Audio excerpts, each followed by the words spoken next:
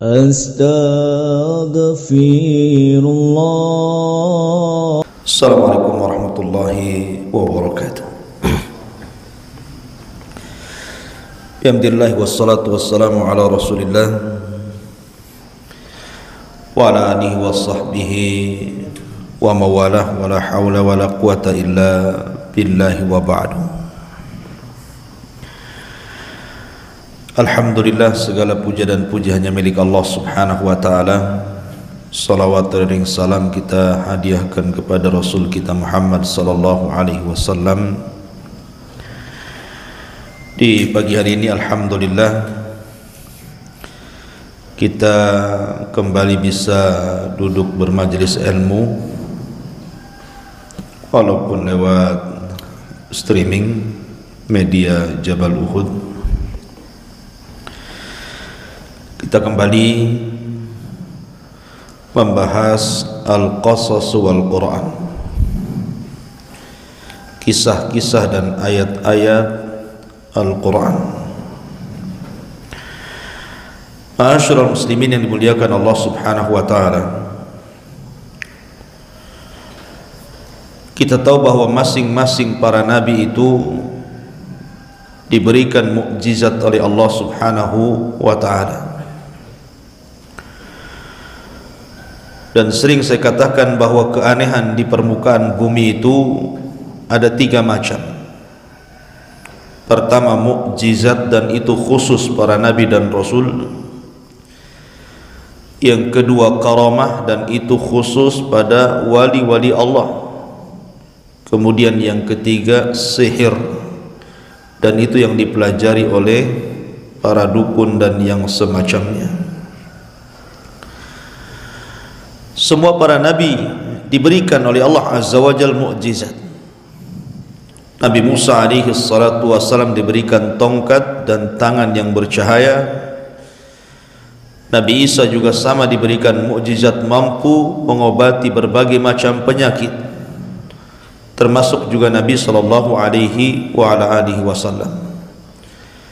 Bahkan mukjizat terbanyak dari seluruh para nabi dan rasul adalah mukjizat nabi kita sallallahu alaihi wa ala alihi wasallam, mencapai 1000 lebih. Begitu keterangan para ulama. Suatu ketika orang-orang musyrik itu datang kepada Nabi sallallahu alaihi wasallam layaknya para pengikut para nabi sebelumnya.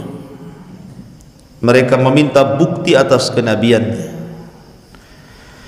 sama seperti di zaman Nabi Saleh. Wahai Saleh, kalau engkau memang seorang nabi, buktikan dengan mukjizat, keluarkan unta dari batu ini. Maka Saleh pun berdoa kepada Allah, kemudian keluar unta dari batu. Lah Nabi SAW juga diminta dengan hal yang sama. Kalau engkau seorang nabi dan rasul, buktikan dengan mukjizat dan keanehan. Maka Nabi SAW mengatakan, lalu apa yang kalian kehendaki dariku? Kemudian orang-orang musyrik Arab mengatakan, belahkan bulan menjadi 2 untuk kami. Bayangkan, membelah bulan ini bukan kayak belah roti. Membelah bulan ini sesuatu yang mustahil, kecuali karena kuasa Allah Azza wa Jalla. Tapi Allah subhanahu wa ta'ala kemudian mengijabah kehendak Nabi sallallahu alaihi wasallam. Ketika Nabi SAW mengisyaratkan kedua tangannya ke langit, telunjuknya ke langit, tiba-tiba bulan itu pecah menjadi 2. Ada yang mengatakan separuhnya jatuh persis di atas Jabal Abi Qubais yang sekarang jadi kerajaan. Jabal Abi Qubais ma'ruf di Mekah, ya. Dan separuhnya tetap tergantung pada porosnya dan disaksikan oleh seluruh manusia, bukan hanya orang Arab, karena bulan itu bisa dilihat dimanapun. Akhirnya Allah subhanahu wa ta'ala firmankan, iqtarabatis sa'atu wan syaqqal qamar wa in yarau ayatan yu'ridu wa yaqulu sihrun mustamir. Saat hari kiamat semakin dekat, maka bulan pun akan terbelah, kata Allah. Dan jika mereka orang-orang musyrikin melihat suatu tanda mukjizat, mereka berpaling dan berkata, ini adalah sihir yang datang dari Muhammad terus menerus. Ketika betul-betul kemudian bulan itu terbelah dan disaksikan semua manusia, bukannya mereka beriman kepada Rasulullah sallallahu alaihi wasallam, justru mereka teriak-teriak dan mengatakan, zahara sihru Muhammad, zahara sihru Muhammad, lihatlah tampak sihirnya si Muhammad itu. Bayangkan ya, dikasih mukjizat dibilang sihir. Masyarul muslimin yang dimuliakan Allah Azza wa Jalla, ini satu kisah bagaimana kehebatan mukjizat Nabi sallallahu alaihi wasallam. Tapi tidak ada mukjizat melebihi Al-Qur'an, karena Al-Qur'an itu solusi bagi kehidupan manusia, bisa kita rasakan dalam kehidupan kita. Di zaman Nabi sallallahu alaihi wasallam ada seorang wanita namanya Haulah bintu Hakim Ats-Tsa'labah. Haulah bintu Hakim Ats-Tsa'labah menikah dengan seorang namanya Aus ibn Samit. Aus ibn Samit ini, ada yang mengatakan Aus ibn Samit ini suaminya. Memang karakternya suka marah-marah. Jadi ada suami-suami itu yang mudah emosi, ya. Kemudian juga akalnya kurang dan juga tidak tampan. Dia menikah dengan seorang wanita namanya Haulah bintu Hakim. Subhanallah, Haulah bintu Hakim ini diberikan usia panjang. Dia hidup di masa Rasul sallallahu alaihi wasallam sampai di masa Umar bin Khattab radhiyallahu anhu.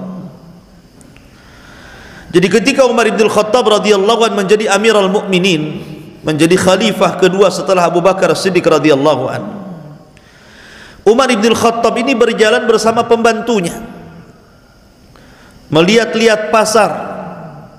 Dan Umar itu kalau masuk pasar bawa pentungan, sebagaimana dijelaskan dalam kitab Fiqhus Sunnah miliknya Sayyid Sabiq dalam Kitabul Buyu. Umar bin Khattab itu kemana-mana bawa tongkat kalau masuk pasar itu.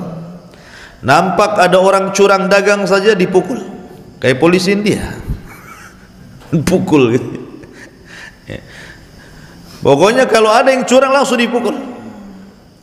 Kemudian Umar selalu mengatakan, sebab kalianlah Allah tahan hujan-hujan dari langit, keluar kalian dari pasar ini. Karena Nabi sallallahu alaihi wasallam yang mengatakan,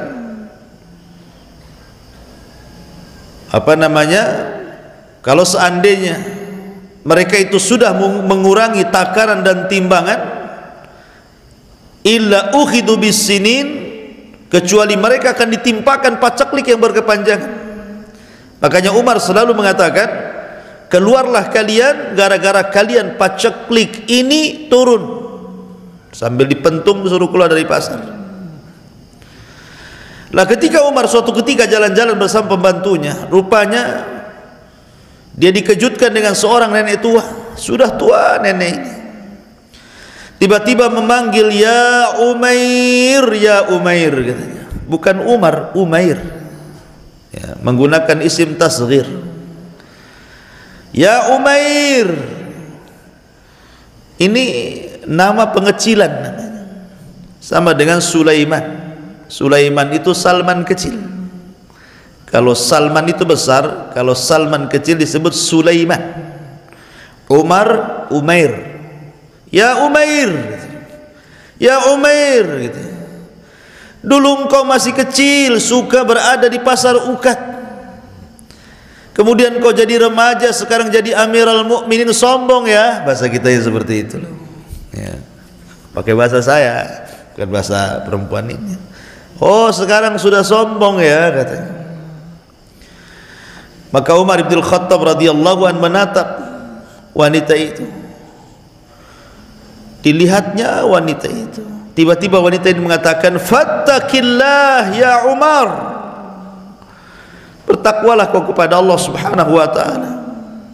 Tiba-tiba Umar menangis.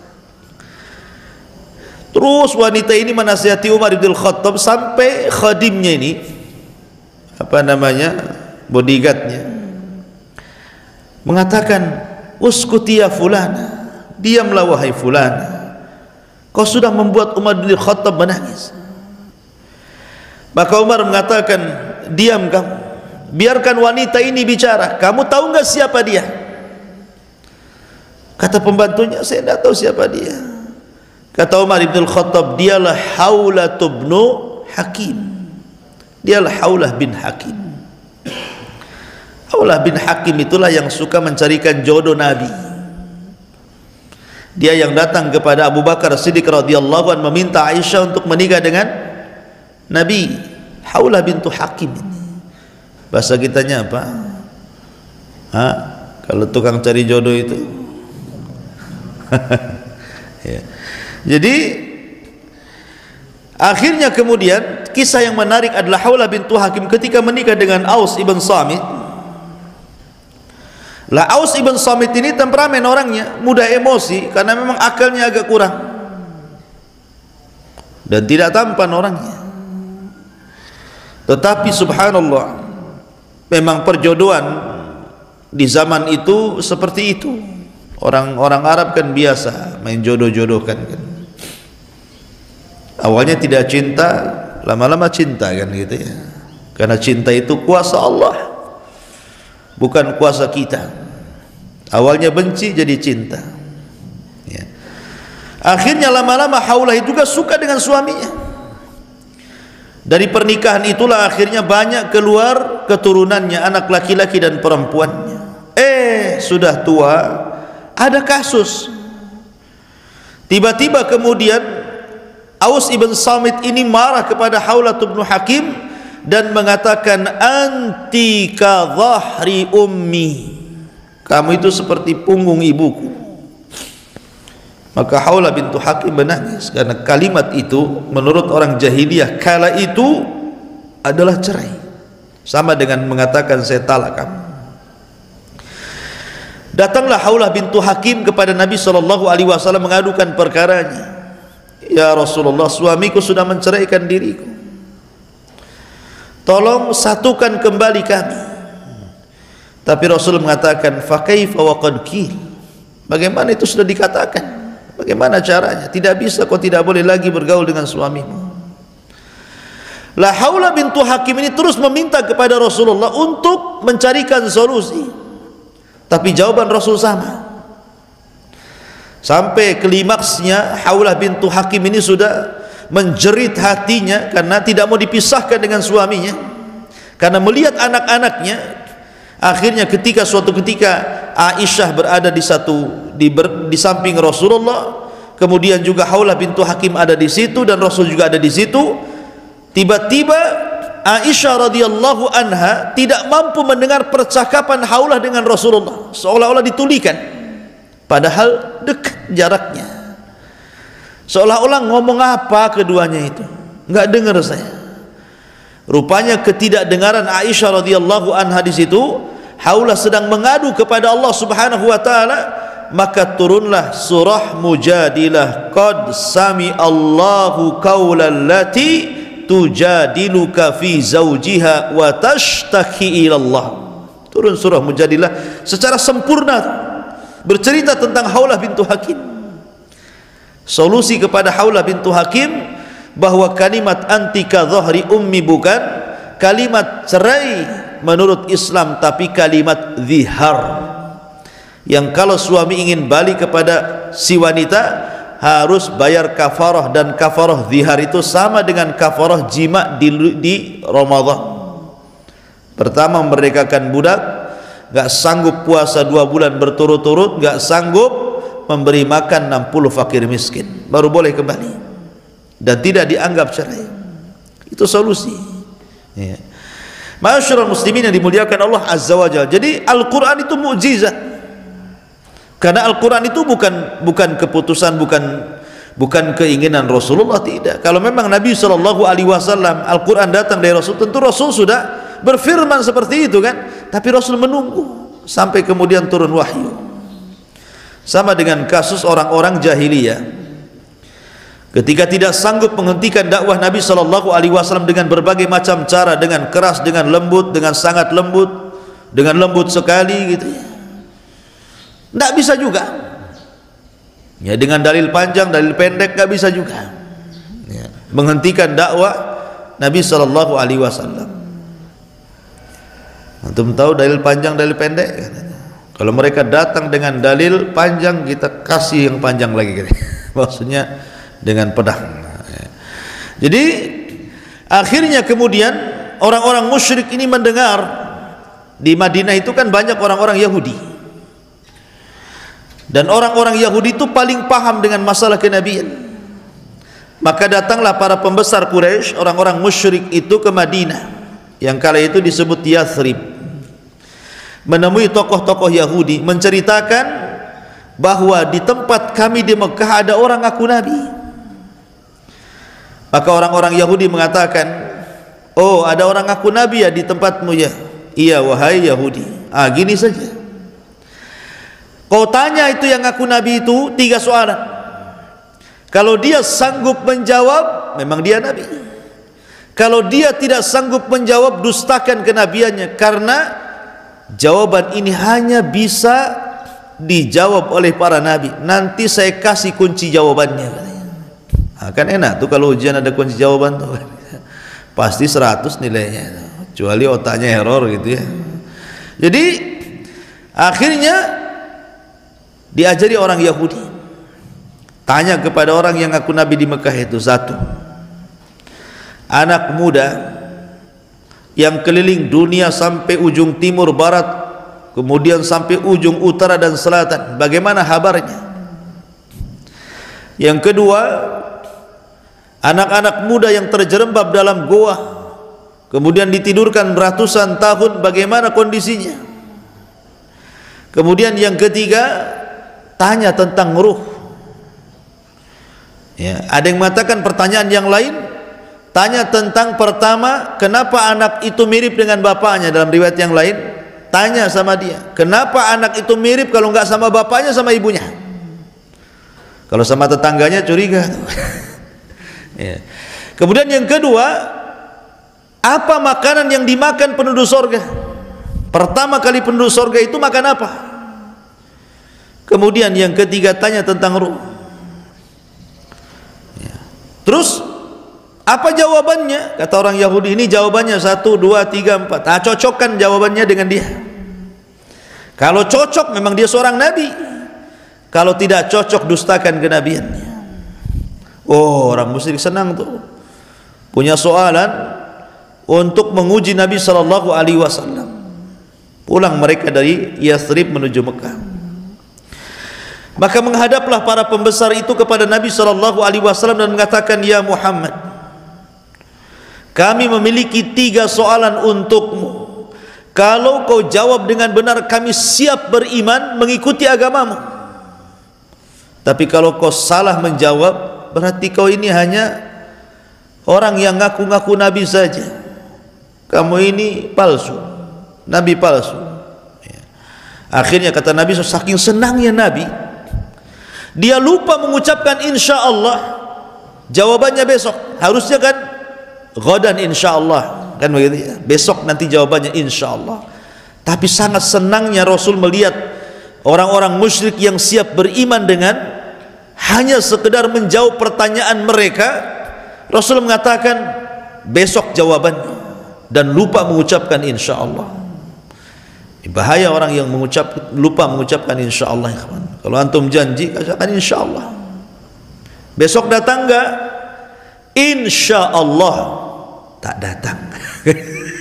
Jangan ya, kalau nggak datang bilang nggak datang, maksudnya insya Allah datang kan, gitu ya. Jadi takutnya kalau ada halangan kan udah insya Allah atas kehendak Allah, bukan kehendak kita. Lalu Rasul dilupakan mengucap insya Allah. Rupanya sampai besok Jibril pula tak turun. 2 hari berikutnya Jibril tak turun. 3 hari berikutnya Jibril pun tak turun. Hampir 1 bulan. Ini orang-orang musyrik ini sudah memang niatnya untuk menjatuhkan Rasul. Sudah mengira-ngira memang itu nabi palsu tuh. Katanya besok Kenapa kemudian lewat sehari tak ada jawaban, lewat 2 hari tak ada jawaban, lewat 1 minggu pun tak ada, lewat 2 minggu apalagi 3 minggu, stres Nabi dibuatnya, sampai akhirnya sempit dadanya. Nah, ketika sempit dadanya itulah kemudian sudah hampir sempurna 1 bulan, baru Jibril datang menurunkan surah Al-Kahfi. Jawablah mereka wahai Muhammad, adapun laki-laki yang berkeliling dunia dialah Dzulqarnain, adapun anak-anak muda yang terjerembab kepada di dalam gua mereka lah Ashabul Kahfi. Adapun ruh, yas'alunaka 'anir ruh qulir ruhu min amri rabbi wa ma utitu minal ilmi illa qalila. Katakan ruh itu urusan Allah, enggak tahu kita.